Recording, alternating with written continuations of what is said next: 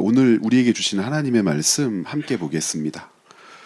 신약 성경 에베소서, 오늘부터 에베소서 후반부 말씀을 좀 함께 볼 텐데요. 여러분들 제가 나중에 꼭 확인을 하게 되는데 나눠드린 오늘 그 강의안이 수정되지 않은 것들이에요. 그래서 홈페이지 주중에 방문하시면 수정된 강의안 보실 수 있습니다. 근데 불편하지는 않거든요. 수정되어야 될 부분들만 몇 군데 제가 좀 말씀을 드리겠습니다. 2장 13절부터 18절까지 한 절씩 나누어서 읽도록 하겠습니다. 이제는 전에 멀리 있던 너희가 그리스도 예수 안에서 그리스도의 피로 가까워졌느니라.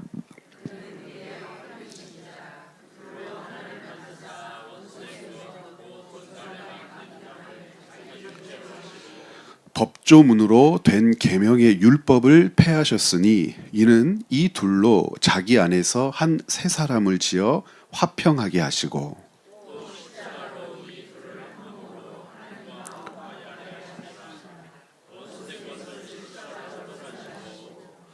또 오셔서 먼 데 있는 너희에게 평안을 전하시고 가까운 데 있는 자들에게 평안을 전하셨으니 이는 그로 말미암아 우리 둘이 한 성령 안에서 아버지께 나아감을 얻게 하려 하심이라. 오멘, 아멘. 오늘부터 시작해서 에베소서 2장의 후반부를 함께 살펴보게 됩니다. 계속해서 교회를 가르치고 있는 말씀이라고 여러분들과 함께 말씀을 읽고 내용을 나누었습니다.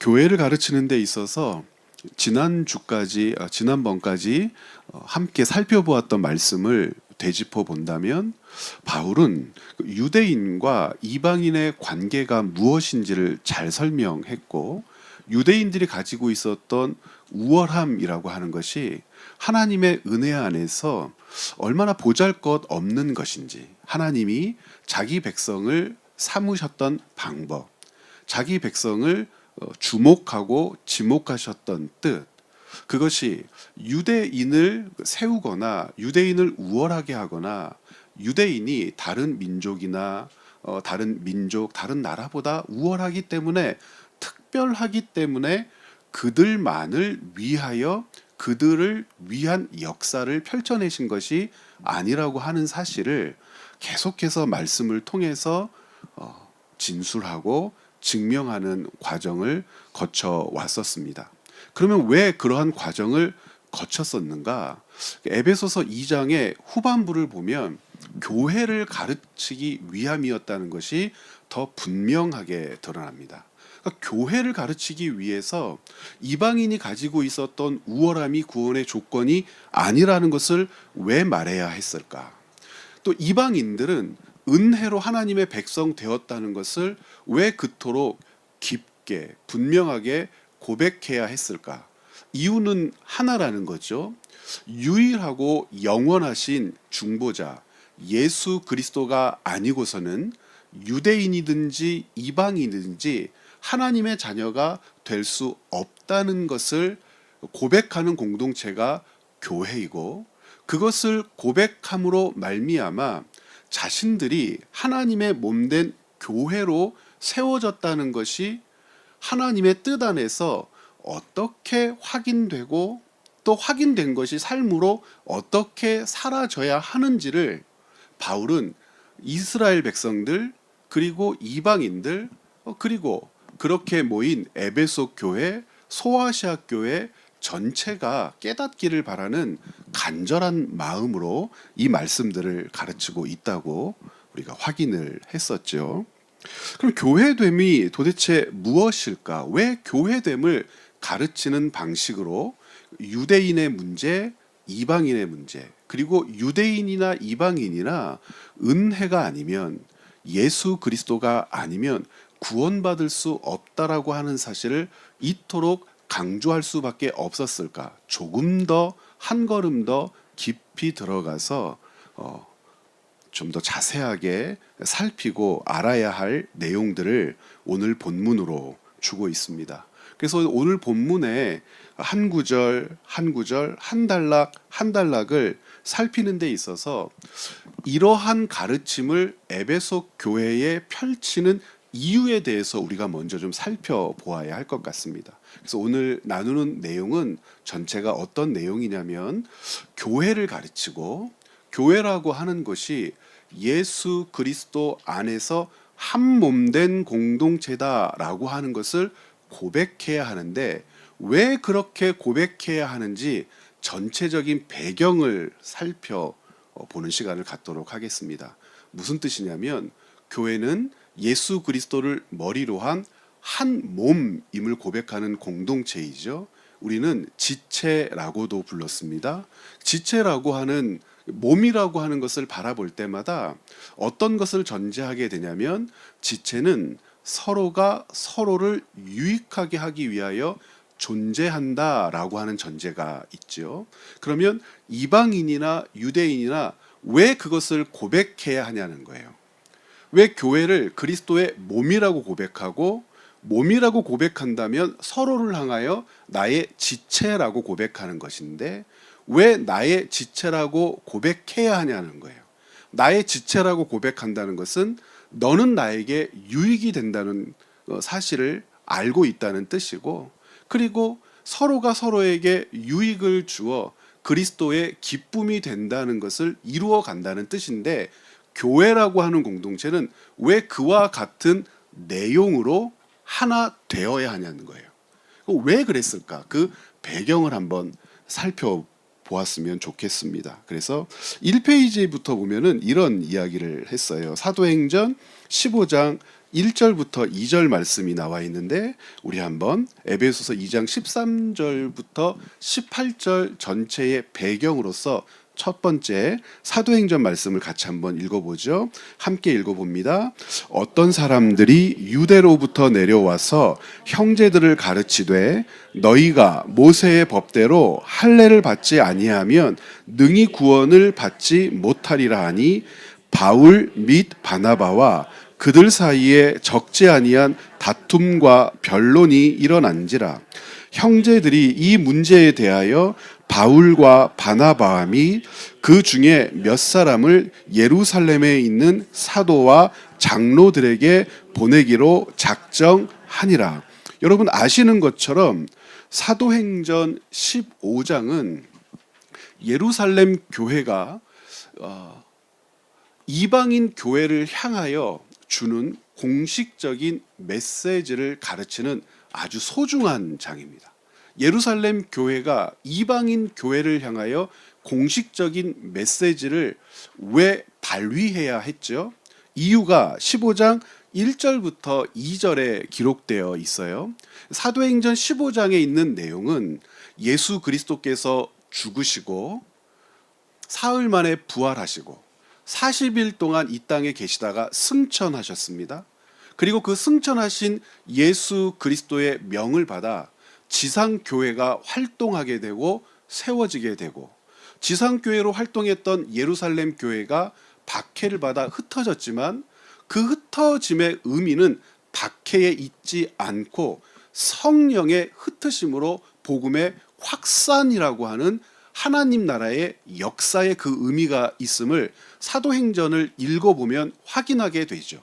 즉 하나님께서는 예루살렘 교회를 흩으심으로 하나님께서 사랑하시는 자, 하나님께서 예정하신 자들에게 교회가 복음을 전하게 하셨다는 뜻입니다. 그렇게 해서 이방인 교회들에도 우리 주 예수 그리스도의 복음이 전파되게 되죠. 그러니까 이방인들을 교회의 형제로 맞이하게 되는 역사가 왕성하게 일어났다는 겁니다. 그러니까 예수 그리스도가 하나님 나라의 복음으로서 유일한 생명의 길이라고 하는 사실이 예루살렘 교회에 모여 있었던 형제들을 통하여, 즉 유대인 형제들을 통하여 이방인들에게 전파되어지는 초기 역사를 우리에게 보여준다는 겁니다. 그러면 이 초기 역사를 통해서 어떤 일이 발생했을 것 같으냐, 어떤 일들을 우리가 확인해야 되느냐, 우리가 생각한다면 그와 같은 일들을 통해서 하나님이 기뻐하시고 하나님의 역사가 눈앞에 목격되는 현장에서 크고 깊은 하나님 나라의 충만한 은혜만 나타날 것 같은데, 초대교회는 복음이 확산됨과 동시에 아주 심각한 문제를 맞이하게 돼요. 그 심각한 문제는 다른 데 있지 않고 복음에 대한 왜곡입니다. 복음을 전파해서 이방인 형제들이 하나님의 백성이 되었는데 그 복음 자체에 왜곡이 일어났다는 거예요. 어떤 왜곡이 일어났냐면 15장 1절에 기록된 대로 어떤 사람들이 유대로부터 내려와서 형제들을 가르쳤다는 겁니다. 이방인 형제들을 가르친 거예요. 그들에게 뭐라고 얘기해요? 모세의 법대로 할례를 받지 아니하면 능히 구원을 받지 못한다라고 이야기를 했고, 이 이야기는 이방인 형제들에게 영향력이 있어서 많은 이방인들 가운데에서 이 할례 문제 때문에 교회를 떠나는 사람도 있었을 것이고, 아니면 생명을 걸고 할례를 받았던 사람들도 있었을 것이고, 이러지도 못하고 저러지도 못하고 교회에 남아있긴 하지만 과연 내가 복음으로 하나님의 백성 된 것이 맞나? 나는 자격이 있나? 스스로가 들은 예수 그리스도에 대한 확신을 물리쳐버리거나 약화시켜버리는 그 어처구니 없는 일이 이방인 교회들에 일어났단 말입니다. 그때 변론하는 자들이 생겨날 수밖에 없죠. 그 대표를 바울이라고 이야기하고 바나바라고 이야기하고, 복음이 무엇인지, 복음이 가지고 있는 능력이 무엇인지, 그러니까 복음이 무엇인지 확신을 가지고 있었고, 복음이 발휘하는 능력이 무엇인지 확신을 가지고 있었던 바울과 이 복음을 맡아 전파했던 초대교회의 이 선교사들은 이방인들을 향하여 복음을 변질시키고 왜곡시켰던 이 예루살렘 교회를 용납할 수가 없었죠. 그렇다고 다투고 분쟁을 일으키고 갈라진 것이 아니라 복음이 무엇인지 확인하는 절차를 밟도록, 그리고 그 공신력 있는 선포를 통하여 이방인 형제들이 더 이상 차별받거나 복음의 기쁨으로부터 소외되지 않도록 그러한 일들이 교회에 필요하다는 것을 알게 되었고, 그 필요를 따라서 예루살렘 교회가 함께 모여 무엇인가를 정하게 되었다라고 하는 내용이 15장 전체에 기록되어 있습니다. 왜 이런 일들이 있을 수밖에 없냐? 1페이지에 위에 보면 에베소서 2장에서 다루는 교회의 모습은 두 번째 줄이요, 차별 없는 존재로서 하나 된 그리스도의 몸에 관한 것이었습니다. 자, 에베소서가 언제 기록된 말씀이죠? 바울이 첫 번째 로마 감옥에 투옥되었을 때 기록된 말씀이란 말입니다. 그러면 사도행전 15장으로부터 수십 년이 지난 후예요. 오랜 시간이 지난 후입니다. 이게 무엇을 가리키는 것이냐? 예루살렘 교회가 공신력을 가지고 복음의 능력과 그리고 복음이 무엇인지를 확인했고, 복음의 능력 안에 들어온 교회의 형제들에게, 특별히 이방인 형제들에게 요구할 수 있는 것과 요구할 수 없는 것을 분명하게 가름질했단 말입니다. 그렇게 해서 교회됨을 붙들어 내었음에도 불구하고 바울이 열심히 복음 전파 활동을 통하여 하나님 나라 복음을 소아시아까지 그리고 로마까지 펼쳐가며 확산시켰지만, 처음 교회가 가지고 있었던 그 문제가 완전히 해결되지 않아서 어디에까지 이 잔재들이 남아 교회를 혼란스럽게 했다는 것이냐면, 이 에베소 교회까지 처음 예루살렘 교회로부터 전파된 복음에 대한 왜곡, 잘못된 생각과 사상들이 지금까지 남아서 교회를 혼란하게 하고 있다는 것을 보여주는 거죠. 그러니까 이 문제가 왜 중요하냐면, 에베소 교회와 에베소서는 다른 복음서와 조금 다른 성격을 갖습니다. 바울이 보낸 편지들이 모두 지역의 이름을 가지고 있고 그 지역의 공동체에게 보내진 편지잖아요. 에베소서도 마찬가지거든요. 에베소 교회의 형제들에게 보낸 편지예요. 그런데 에베소서는 한 걸음 더 나아가서 어떤 의무를 가지고 보내진 서신이냐면 에베소 교회만을 위한 서신으로 보내진 것이 아니라 에베소 교회를 중심으로 해서 확산되고 그리고 힘을 발휘했던 소아시아 교회 전체들을 위한 기준이 되는 서신으로 에베소서가 보내진 겁니다.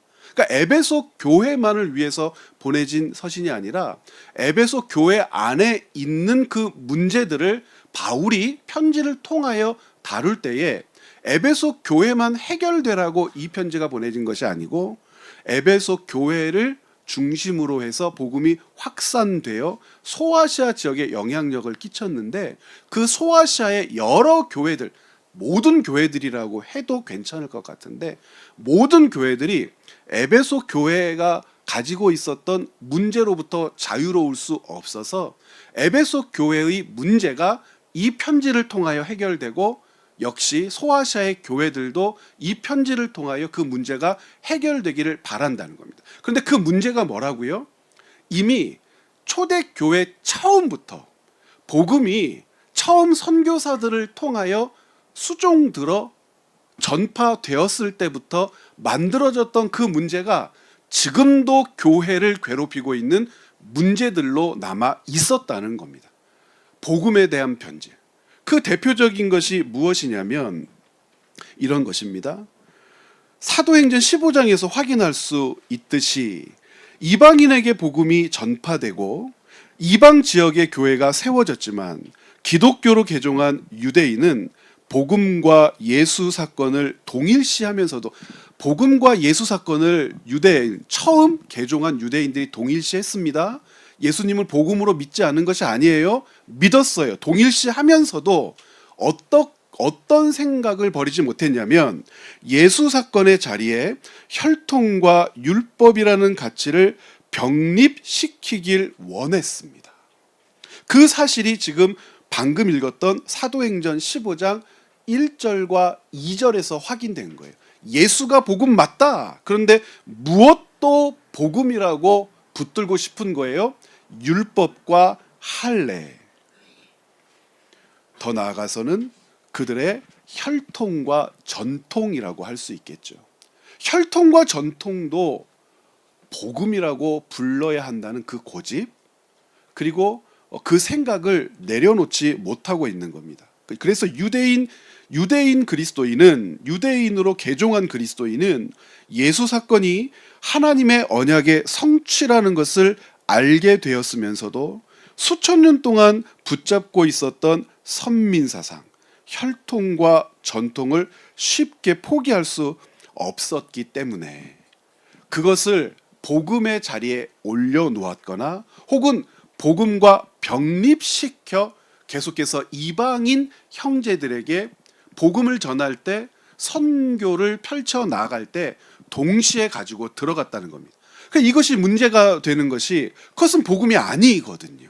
그것은 복음을 가리키는 손가락과도 같고 복음이 무엇인지를 알게 하는 그 길로 인도하는 선생의 역할로서 중요한 것이 사실이지만 그것 자체가 복음이 아님에도 불구하고 복음과 병립되어 유대인 그리스도인 그리고 많은 선생이라고 불리우는 교회 지도자라고 하는 자들에 의하여 그것이 함께 가짐과되어 교회에 들어갔더니 교회가 결국에는 큰 혼란과 갈등과 문제를 발생시키더라. 갈라디아 교회에서도 그런 일이 동일하게 있었죠. 갈라디아서 2장 11절부터 13절을 보면 게바가 안디옥에 이르렀을 때에 책망받을 일이 있기로 내가 그를 대면하여 책망하였다 그래요. 왜 책망했냐면 12절 말씀 같이 읽어볼까요? 야고보에게서 온 어떤 이들이 이르기 전에 게바가 이방인과 함께 먹다가 그들이 오매 그가 할례자들을 두려워하여 떠나 물러가매 남은 유대인들도 그와 같이 외식함으로 바나바도 그들의 외식에 유혹되었느니라. 예수 사건으로 하나 되었다고 믿었는데 정작 예수 복음으로 유대인이나 이방인이나 하나님께로 갈 유일한 길을 발견하게 되었고 그 길로만 하나님의 영원한 생명의 백성이 됐다고 믿었고 전해야 하는데 그것을 전해야 할 가장 중요한 사람인 게바 베드로마저도 복음과 무엇을 병렬시키고 있습니까? 그들의 혈통, 전통을 병렬시킴으로 외식하더라. 그러니까 이방인들을 무엇으로 받아들이지 않는다는 겁니까? 몸으로, 지체로 받아들이지 않는다는 겁니다. 자, 이방인을 몸으로, 지체로 받아들이지 않는 이유가 뭐예요? 할례받지 않았기 때문이고 율법이 규정하되 이방인들은 구원받을 수 없다고 자기들이 율법을 멋대로 해석하였고 그리고 율법을 잘 지키는 것이 곧 하나님의 백성됨을 지키는 길이라고 생각했기 때문이라는 거예요. 그러면 이방인과 유대인은 한 몸이 될 수 있습니까? 한 몸이 될 수 없다는 겁니다. 여기에서 베드로가 보이는 어떤 외식적인 행위를 바울은 지적하고 그리고 나무라는 것이 아니라 무엇을 깨버리고 있다는 거죠? 복음의 능력과 복음으로 말미암아 하나님께서 이 땅에 이루고자 하시는 일, 즉 복음은 예수 그리스도니까, 복음은 예수 사건이니까, 즉 예수 그리스도를 통하여 하나님께서 이 땅에 이루고자 하시는 일, 우리가 다음 주일날 바로 그 이 땅에 이루고자 하시는 일이 에베소서 13장에서 어떻게 가르치고 있는가를 보게 될 것인데 하나님은 우리와 하나가 되고 싶어 하셨습니다. 우리 곁에 계시고 싶어 하셨고 우리 안에 계시고 싶어 하셨습니다. 하나님은 눈에 보이십니까? 보이지 않습니까? 눈에 보이지 않지요. 무엇으로 하나 되실 수 있고 무엇으로 우리 안에 계실 수 있죠? 그의 말씀으로 우리 안에 계실 수 있고 우리와 하나 될 수 있고 우리는 그의 말씀을 듣고 순종함으로 살아계신 하나님의 은혜와 사랑을 삶으로 살아낼 수 있는 것이죠. 하나님을 사랑하라는 것과 내 이웃을 사랑하라는 그 대위 명령이라고 하는 것은 우리의 삶에서 반드시 사라져야 할 가치이고 의무였단 말입니다. 그래야 하나님의 백성인 거죠. 그렇게 하나님의 백성 되었을 때, 하나님의 백성임을 우리가 고백하였을 때 하나님이 우리 안에 계시고 우리와 함께 계신다는 증거를 갖게 되어 우리가 하나님의 백성이라고 하는 사실이 공표되는, 증언되는 놀라운 역사의 현장을 얻게 될 거란 말입니다. 그런데 지금 베드로는 그 복음으로 하나님께서 이루고자 하시는 일을 막고 있어요. 무엇을 막고 있냐면 다시 회복되어지는 역사를 바라보게 하는데 무엇이 다시 회복되죠? 처음 하나님께서 창조하신 세상에서 하나님께서 사람에게 누리게 하신 하나님 나라의 은혜가 파괴되었지 않습니까? 우리 주 예수 그리스도를 통하여 그 은혜가 회복되고 그 회복될 은혜를 바라보게 하는 것이 이스라엘에게는 율법이기도 하고 이스라엘에게는 하나님이 다스렸던 역사이기도 한데 놀랍게도 복음을 믿고 하나님의 백성임을 가장 먼저 확인한 유대인이 하나님께서 예수 그리스도를 통하여 회복시키고자 하는 역사를 방해하는 존재가 되었음을 바울은 직시하고 게바를 책망하였다고 되어 있는 것이죠. 그래서 이 페이지에 보시면 바울은 여기는 같이 한번 읽어보죠. 같이 한번 읽어보겠습니다. 바울은 이방인 성도와 유대인 성도 모두가 그리스도의 몸이라는 사실을 가르치기 위해 부단히 애썼습니다. 왜냐하면 이방인과 유대인이 서로를 그리스도의 몸, 지체로 부르게 된다는 것은 이 둘이 구원의 원리를 믿고 알게 되었다는 것을 의미하기 때문입니다. 앞 시간에도 살폈듯이 할례와 무할례가 구원받은 유무를 확증하는 근거가 될 수 없었고, 혈통과 전통 역시 하나님의 백성이 되게 하는 조건이 될 수 없었습니다. 유대인이나 이방인 모두 하나님의 백성, 구원받은 주의 자녀가 되려면 유일하고 영원하신 중보자 예수를 믿어야 하는 것이죠. 자, 그러므로 유대인이 이방인을 향하여 너와 내가 그리스도의 몸이라고 부르게 된다는 것은 다음 네 가지를 의미한단 말입니다. 첫 번째, 무할례자인 이방인을 차별하지 않는다는 것이죠. 무엇으로 차별하지 않죠? 혈통으로 차별하지 않고 전통으로 차별하지 않는다는 것이죠. 두 번째, 할례자인 자신이 무할례자와 같은 몸의 지체임을 뭐 한다는 겁니까?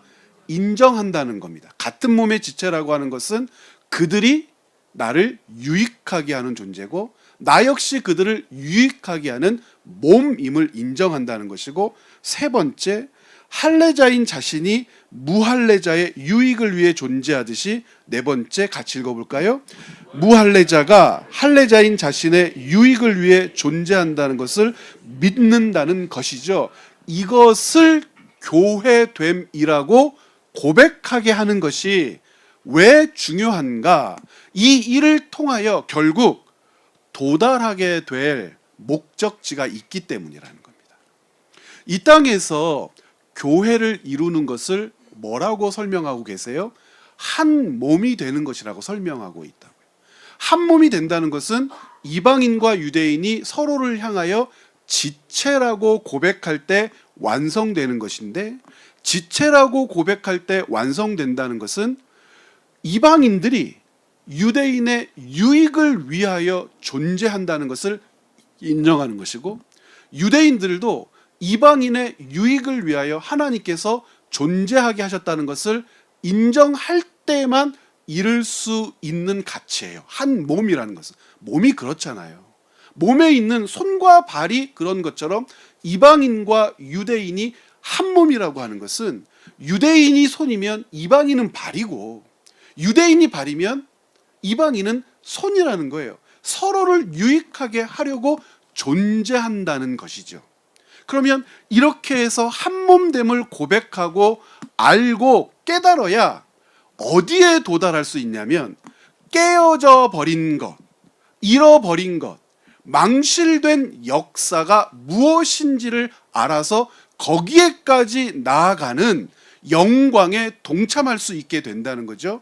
처음 하나님께서 우리 안에 계시고, 우리와 함께 계시고, 우리를 위하여 계시고, 우리가 하나님을 위하여 있었던 놀라운 창조의 질서가 회복되는 것, 우리는 그것을 새 창조의 역사라고 했는데, 그 새 창조의 역사에까지 나아가게 하기 위하여 하나님은 지상에 무엇을 준비시키신 거냐면 교회를 준비시키셨고, 눈에 보이지 않는 하나님의 은혜와 사랑과 섭리를 눈에 보이는 지체들을 통하여 누리게 하셔서, 이 땅에서 눈에 보이는 지체들을 통하여 누리는 하나님의 함께하심과 은혜와 사랑을 붙들며 살아갈 때에 결국 우리가 망실되지 않고 잊혀지지 않고 실패하지 않고 어디까지 나아갈 수 있습니까?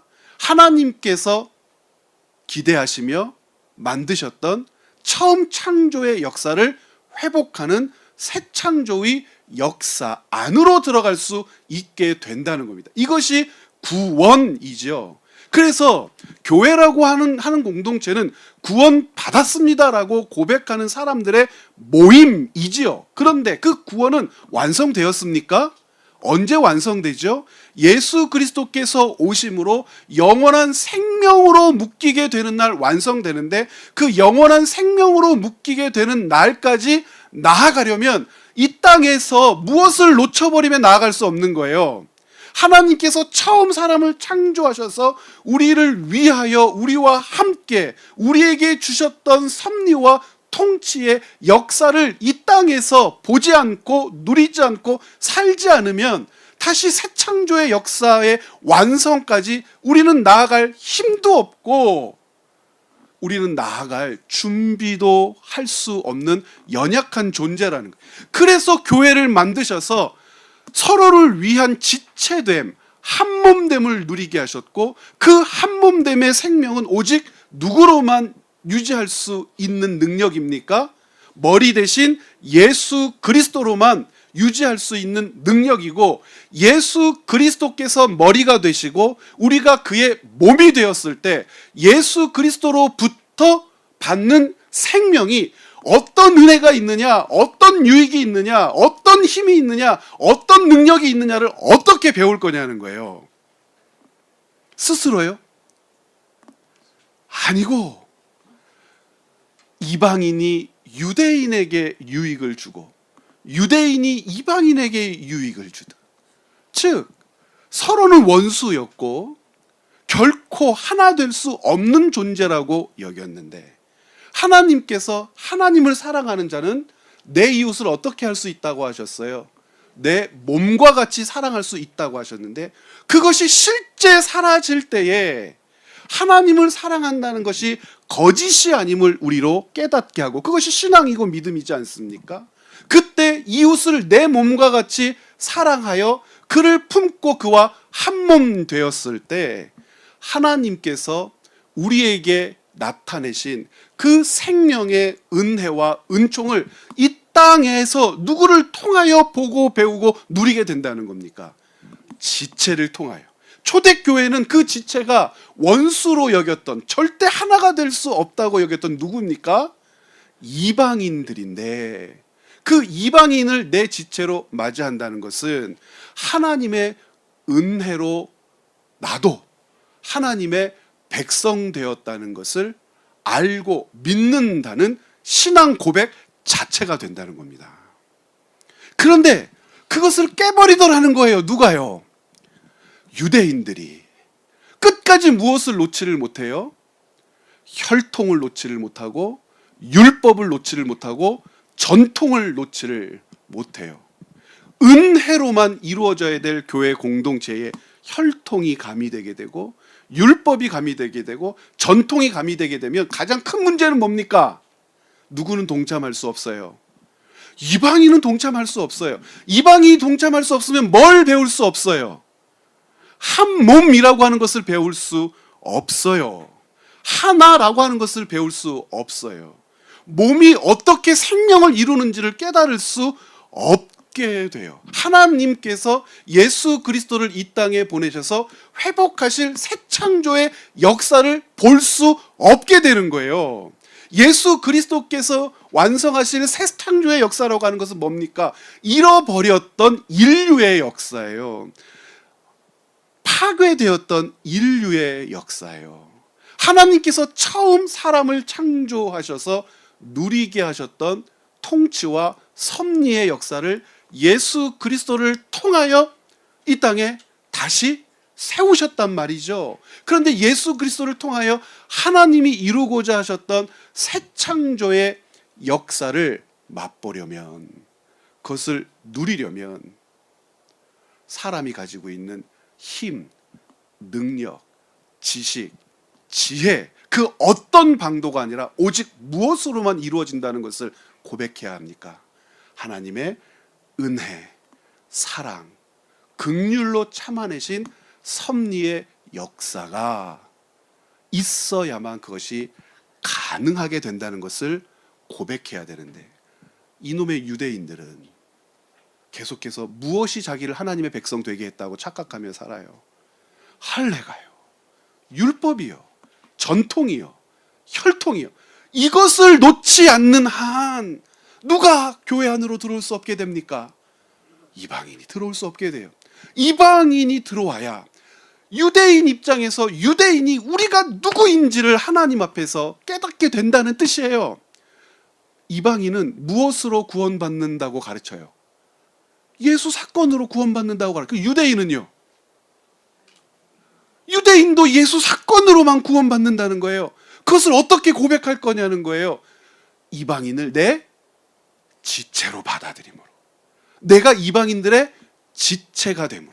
이방인과 우리 모두 예수 사건이 아니면 하나님의 생명의 백성이 될 수 없다고 고백해야 이 땅에서 이제 이후로 교회됨을 이루어 교회를 살아 하나님께서 우리에게 주실 구원의 완성의 날까지 우리가 머뭇거리거나 혹은 탈락하지 않고 서로가 서로에게 무엇을 보여주므로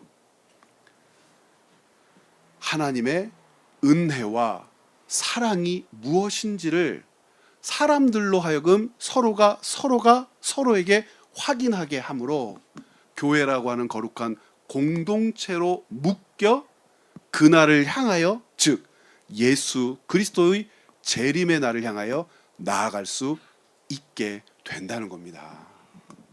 그런데 유대인들이 이 고집을 내려놓지를 못하고 있는 겁니다. 그래서 바울은 이미 선교여행 초기부터 유대인이 이방인을 지체 몸으로 고백하도록 이방인 형제로 유대인 형제를 돕는 일에 실질적 행동을 취하도록 열심히 독려하기도 했죠. 바울은 이방인 교회가 가난한 예루살렘 교회 형제를 위해 돈을 모아 도와야 한다고 가르쳤어요. 그 문장이 이상한데 이렇게 고쳐주십시오. 예루살렘 교회 형제를 위해 돈을 모아 도와야 한다고 가르쳤습니다. 이것은 단순한 구제 행위가 아니라 이방인 교회가 예루살렘 교회의 지체, 몸임을 알리는 소중한 영적 연대였단 말입니다.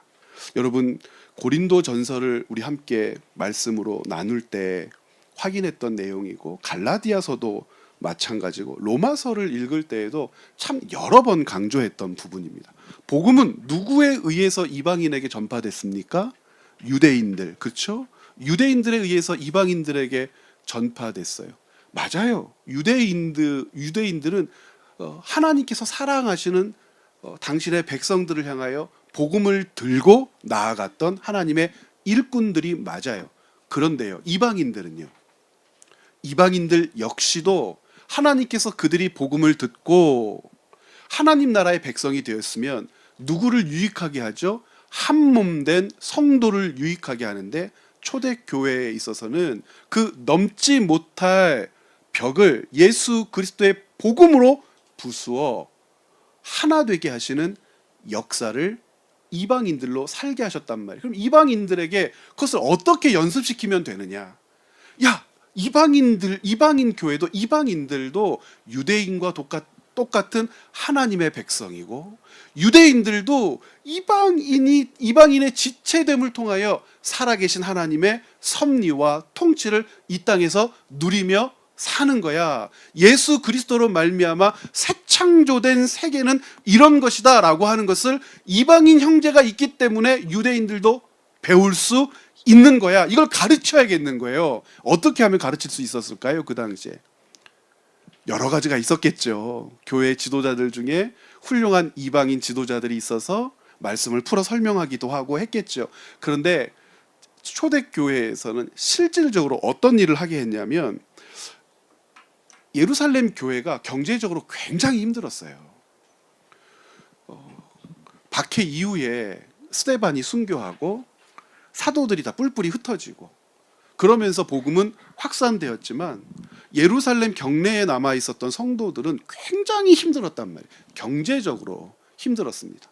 엎친 데 덮친 격으로 기근이 장기화돼 가지고 곡물값이 치솟아 오르고, 예루살렘 교회는 특별히 헬라파 유대인들이나 히브리파 유대인 과부들을 돌보며 먹이고 그들을 돌봐야 될 그런 책무도 있었는데, 집을 팔아서 계속해서 돌보는 일들도 한계가 있었고, 또 박해 때문에 교회가 다 사방으로 흩어져 버려서 그 돌볼 수 있는 여력이 없었을 때 바울이 어떤 일을 했냐면, 로마서 15장 25절부터 27절, 자 25절 같이 한번 읽어볼까요?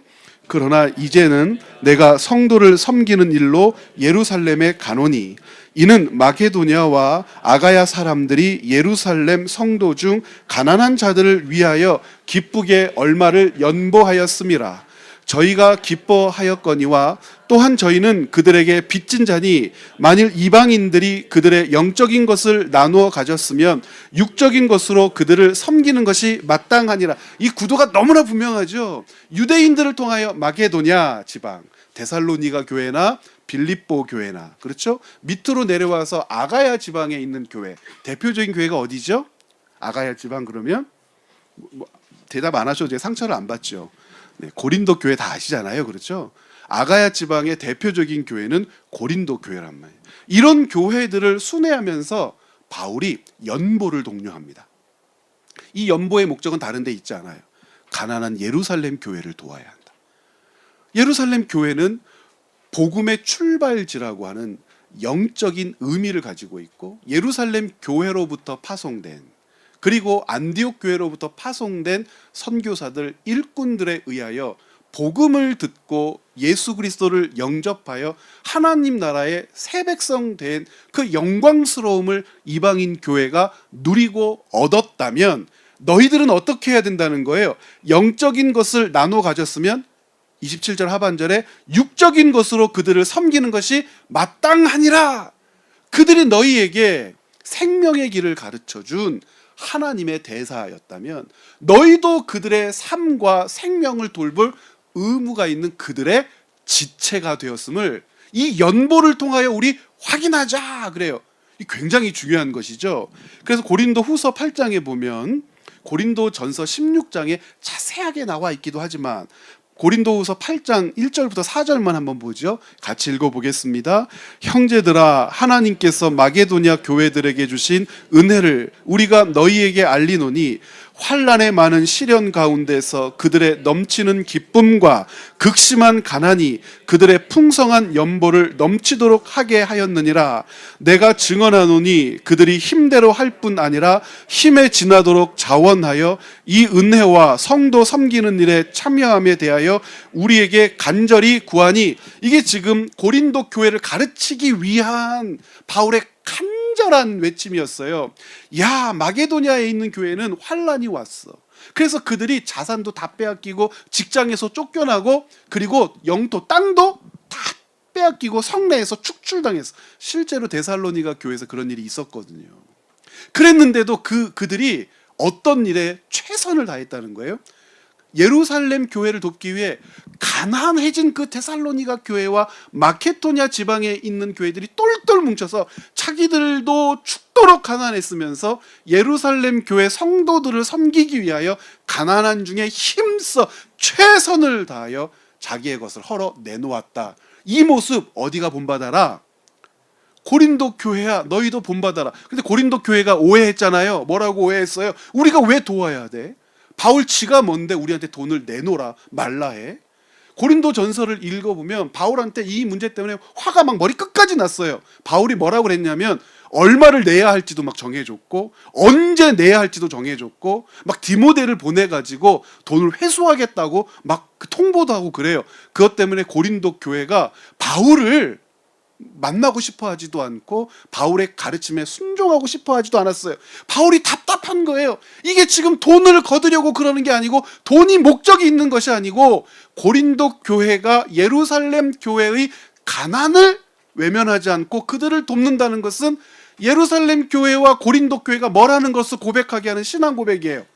한몸 지체라고 하는 것을 고백하게 하는 신앙 고백이고, 이 고백을 통하여 예루살렘 교회도 더 이상 무엇으로 그들을 색안경 끼고 보지 않을 거예요. 할례를 받았느냐 받지 않았느냐, 율법을 지키냐 안 지키냐, 음식법이 어쩌냐 저쩌냐로 고린도 교회를 판단하지 않게 되어 무엇을 이루게 되죠? 한 몸을 이루게 될 때에 하나님께서 예수 그리스도를 통하여 우리에게 주시고자 하시는 새 창조의 역사를 교회로 존재하면서 누리게 될 거란 말이죠. 예루살렘 교회는 연보를 받음으로 가난한 지경에서 도움을 잠깐 받겠지만 그것 자체가 목적이 아니요, 한몸됨을 서로가 서로에게 고백하게 함으로 예수 그리스도를 통하여 회복될 하나님의 창조의 질서, 역사, 은혜가 천리역 멀리 떨어진 예루살렘 교회와 고린도 교회를 통하여 이루어지게 되므로 그렇게 물리적으로 떨어져 있는 예루살렘 교회와 고린도 교회, 그리고 고린도 후서에서 거론하고 있는 마케도니아 교회, 로마에 있는 교회, 모든 소아시아 교회들, 우리 모두가 뭐라는 겁니까? 하나 한 몸이라고 하는 것을 고백하게 될 거라는 거예요. 그러니까 바울은 이때부터 열심히 이렇게 한 겁니다. 그런데 중요한 것, 3페이지에 바울의 이와 같은 노력이 이방인과 유대인을 얼마나 가까워지게 했을까요, 여러분? 참 힘들었다는 것을 무엇을 통해서 확인하게 된다고요?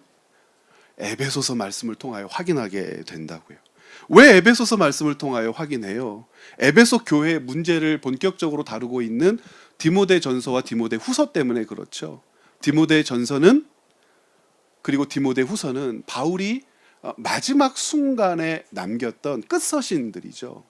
마지막 순간까지 이것이 얼마나 힘들었냐면, 에베소서가 바울이 로마 감옥에 투옥된 상태, 1차 투옥이잖아요. 기록된 서신임을 생각해 본다면 이방인과 유대인이 교회의 본질, 한몸됨이라고 하죠.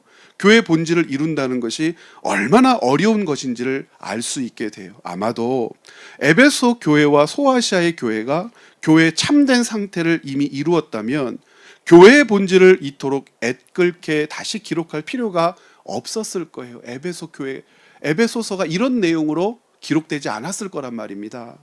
디모데 전서를 읽어보면 바울이 로마 감옥에 다시 투옥되었을 즈음 에베소 교회는 유대인 교인의 어리석은 자랑 때문에 극심한 혼란에 빠지죠. 그뿐 아니라 이방인 교인도 나도 질세라 헬라 이원론과 금욕주의를 앞세워 유대인들만 의로우냐? 우리도 의로울 수 있다고 자랑하기를 시작합니다. 복음과 교회의 본질을 무너뜨리죠. 이 둘이 바울의 가르침을 조차 한 몸임을 기뻐하고 서로를 귀하게 여겼다면 에베소 교회가 겪었을 어려움은 막을 수 있었을 것인데, 이것을 바울은 끝까지 염려하며 순교합니다. 어떤 일이 벌어져요? 디모데전서 1장 3절부터 7절, 에베소 교회 목회하는 디모데에게 보낸 서신이잖아요. 내가 마게도냐로 갈 때에 너를 권하여 에베소에 머물라 한 것은 어떤 사람들을 명하여 다른 교훈을 가르치지 말라고 내가 너를 세웠다. 어떤 다른 교훈이 있대요? 신화와 끝없는 족보에 몰두하는 자들이 있었나 봐요. 유대인일 가능성이 크죠. 이런 것은 믿음 안에 있는 하나님의 경륜을 이름보다 도리어 변론을 내는 것이라. 이 교훈의 목적은 청결한 마음과 선한 양심과 거짓이 없는 믿음에서 나오는 사랑이 아니거늘 사람들이 이에서 벗어나 헛된 말에 빠져 율법의 선생이 되려 하나 자기가 말하는 것이나 자기가 확증하는 것도 깨닫지 못한다. 왜 하나님께서 유대인들에게 율법을 주셨는지도 모르면서, 그랬더니 이에 질세라 이방인들도 헬라 이원론과 금욕주의로 자신들의 의의를 드러내려고 했어요. 왜냐하면 자신들은 죽었다 깨나도 누구의 자손은 될 수 없어요.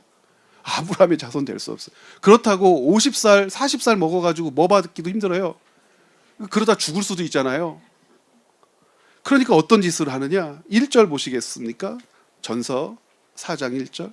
그러나 성령이 밝히 말씀하시기를 후일에 어떤 사람들이 믿음에서 떠나 미혹하는 영과 귀신의 가르침을 따르리라. 미혹하는 영과 귀신의 가르침.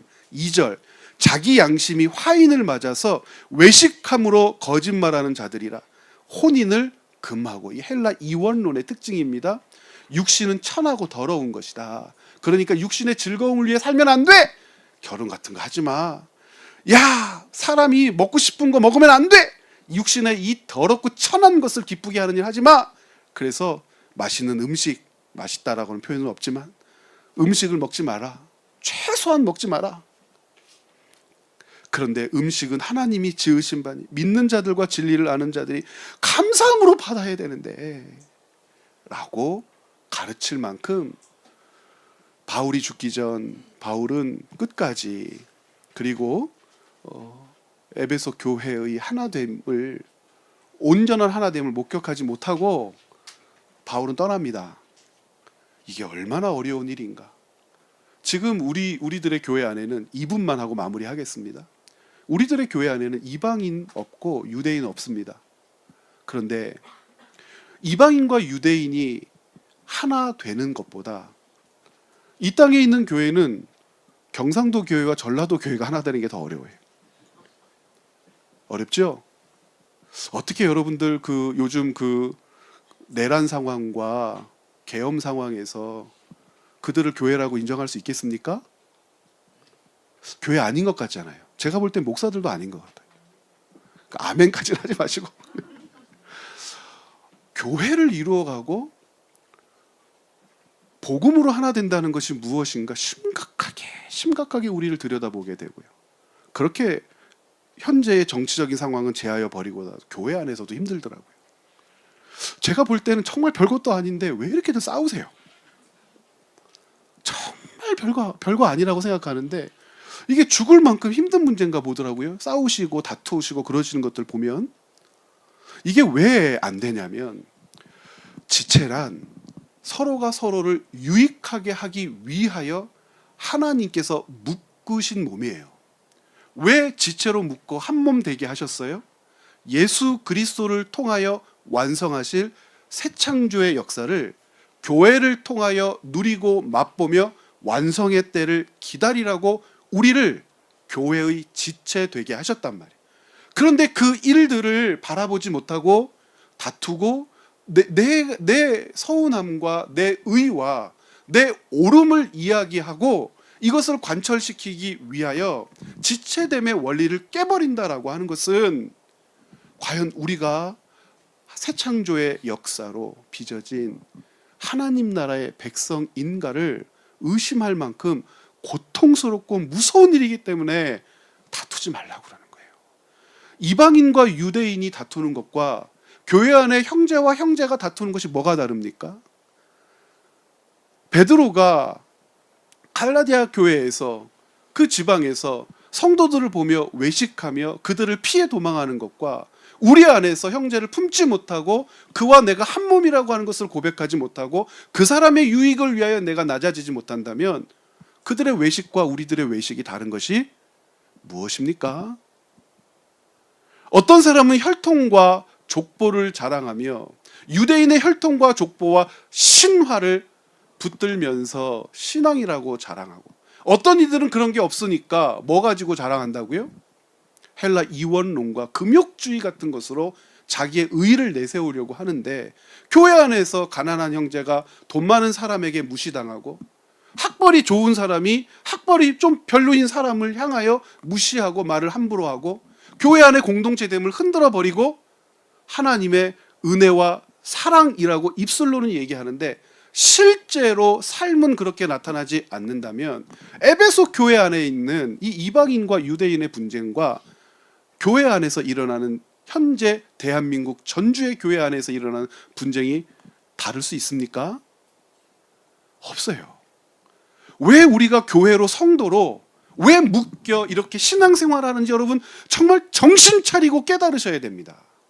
입술에서 비난하고 싶고 따지고 싶고 화내고 싶을 때마다 가슴을 부여잡고 참고 되새겨야 되는 이유가 무엇이냐면 내가 그 사람에게 지체되게 하신 뜻, 그 사람이 내게 지체되게 하신 뜻이 같으니까. 아무리 우겨도 소용없어요. 지체는 서로를 유익하게 하기 위하여 존재하고 유익하게 함을 나타낼 때 한몸됨을 확인하게 되고 한몸됨을 확인하는 공동체여야 새 창조의 역사 가운데 우리 주 예수 그리스도께서 주실 영원한 생명의 나라를 바라보며 함께 갈 수 있는 것이지, 이것이 깨지고 부서지고 이것이 약화되고 무시되면 우리는 유대인들처럼 예수 사건과 혈통과 전통을 병립하려고 했던 그 어처구니 없는 짓을 이 땅 지상 교회에서 또 실수로 감행하고 있는 하나님께서 보실 때 참으로 어리석은 자들이 돼버리고 마는 겁니다. 어려워요. 하나 된다는 것이 이렇게 어려워요. 바울은 소아시아 교회에서 유대인과 이방인의 하나됨을, 그 온전한 하나됨을 보지 못하고 순교했잖아요. 여러분들도 그러고 싶으십니까? 하나님께서 이 땅의 지상교회를 통하여 이루고자 하시는 것, 하나님이 가까이 우리를 두시며 우리와 함께 하려고 하셨던 그 마음들을 살펴 하나님을 사랑하는 것이 내 형제와 이웃을 사랑하는 것이라고 고백한다면, 그 고백이 거짓이 아님을 여러분 서로 확인할 수 있도록 돕는 우리 공동체 되었으면 좋겠습니다. 여러분 그렇게 우리 자라가자고요. 그렇게 주님의 뜻을 받들면서 계속해서 자라가자고요. 어렵습니다. 이 어려운 길 동행할 수 있도록 우리를 하나로 묶으신 우리 주님께 감사하면서 가시죠. 함께 기도하겠습니다.